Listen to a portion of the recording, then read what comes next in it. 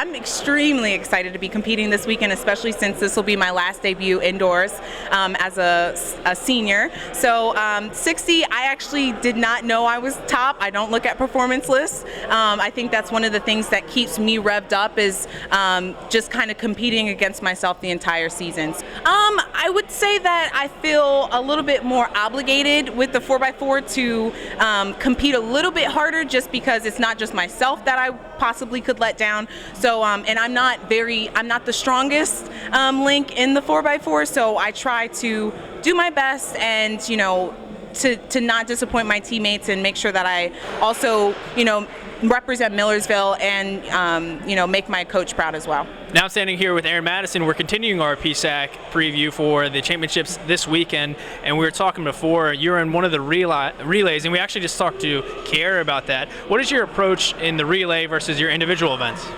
Oh, well, it's very different. I'm actually usually the anchor leg, and so you know where your position is, and I know what I have to do to win the race for my team. And one of the things that I think about a lot is last season during PSACs, coach told me, you're not running this for yourself. Like, look up in the stands. Like, that's who you're running it for. You're running it for your team. And as a team, you guys had a long layoff at the beginning of the indoor season, but you competed a lot the last few weeks, with the Susquehanna Open and the Crusader Challenge, all that. How do you feel personally going in, now that you've had more competition consistently?